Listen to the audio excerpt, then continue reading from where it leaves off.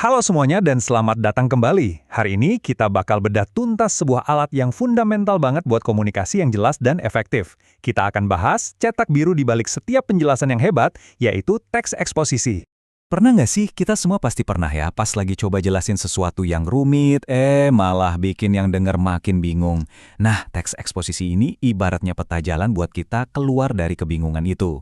Dia ngasih kerangka biar informasi bisa kita sajikan dengan jernih dan meyakinkan. Oke, kita mulai dari yang paling dasar dulu ya. Sebelum kita bisa membangun penjelasan yang kuat, kita harus paham dulu fondasinya. Jadi, di bagian pertama ini, kita akan kupas tuntas apa itu teks eksposisi dan kenapa sih ini penting banget. Ini dia nih, inti dari semuanya. Teks eksposisi itu ya isinya pemaparan informasi. Tapi, ada satu kata kunci yang harus kita garis bawahi di sini, objektif. Jadi tujuan akhirnya itu bukan buat ngebujuk atau menghibur ya, murni untuk ngasih tahu. Tujuannya adalah ninggalin pembaca dengan pemahaman yang lebih baik tentang suatu topik yang tentunya didasarkan pada fakta dan data yang jelas. Nah, kita udah tahu apa itu teks eksposisi, sekarang kita masuk ke gimana cara membuatnya. Setiap teks eksposisi yang efektif itu dibangun di atas kerangka 3 bagian yang simple tapi kokoh banget. Anggap aja ini resep rahasia buat bikin penjelasan yang jernih. Ini dia 3 pilar utamanya, tesis, argumentasi, dan penegasan ulang. Urutannya ini penting banget loh, karena setiap langkah dibangun di atas langkah sebelumnya. Jadi alurnya logis banget buat pembaca. Yuk kita bedah satu persatu. Tesis itu pembukaannya. Ini adalah janji yang kita buat pembaca. Disinilah kita bilang dengan jelas, oke, ini loh yang bakal saya jelaskan ke kamu. Tesis yang kuat itu langsung menarik perhatian dan ngasih tujuan yang jelas. Nah, ini bagian yang paling seru. Disinilah kita ngebuktiin pernyataan kita. Bagian argumentasi itu jantungnya teks kita. Setiap paragraf harus menyajikan bukti, bisa data, statistik, atau kutipan ahli yang mendukung langsung tesis kita di awal tadi. Dan terakhir, penegasan ulang. Anggap aja ini kayak ngasih pita di atas kado. Kita nggak cuma ngulangin tesis kita, tapi kita merangkum semua argumen buat nunjukin gimana kita udah berhasil membuktikannya. Ini ninggalin kesan yang kuat dan memuaskan buat pembaca. Oke, strukturnya kita udah punya, sekarang kita ngomongin bahan bangunannya, bahasa. Ya, teks eksposisi itu pakai jenis bahasa tertentu biar pesannya bisa tersampaikan dengan presisi dan tanpa ada keraguan sedikit pun.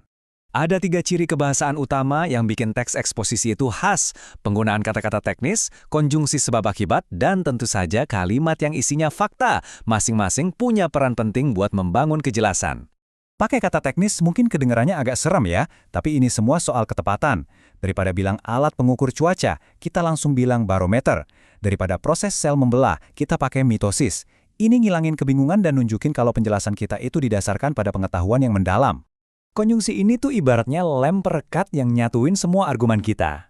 Kata-kata kayak karena, jika, dan maka itu bikin alur yang jelas buat pembaca. Ini dengan cerdas ngegambarin gimana satu fakta bisa nyambung ke fakta berikutnya, ngebangun rantai penalaran yang kuat. Dan ini dia, fondasi dari objektivitas. Setiap klaim yang kita buat harus bisa dibuktikan. Jadi bukan saya rasa atau menurut saya, tapi data menunjukkan atau penelitian telah membuktikan. Inilah yang membedakan teks eksposisi dari jenis tulisan lainnya. Jadi, kita sekarang udah punya semua elemen teorinya. Pertanyaannya, di mana kita bisa ngelihat semua ini dalam aksi? Jawabannya, ada di mana-mana. Yuk, kita coba hubungkan teori ini dengan beberapa contoh di dunia nyata. Coba dilihat contoh-contoh ini. Waktu kita baca artikel ilmiah populer soal lubang hitam, kita dapat informasi objektif dan argumen faktual. Buku pelajaran sejarah, itu tuh pembelajaran terstruktur, pakai kerangka tesis argumen penegasan ulang yang sama persis buat ngejelasin peristiwa yang kompleks. Tanpa sadar, kita semua ini udah jadi konsumen ahli teks eksposisi seumur hidup kita. Pada akhirnya, intinya ya ini. Menguasai teks eksposisi itu artinya kita menguasai seni berbagi pengetahuan. Ini adalah skill yang fundamental. Entah kita seorang siswa yang nulis esai, ilmuwan yang nerbitin penelitian, atau cuma seseorang yang lagi coba ngejelasin ide besar berikutnya dengan jelas. Jadi, poin kuncinya begini. Kalian sekarang megang alat yang sangat kuat. Coba deh pikirin. Dengan struktur dan bahasa yang tepat, ide rumit apapun bisa dibuat jadi sederhana. Pertanyaannya sekarang, ide apa yang siap kalian jelaskan?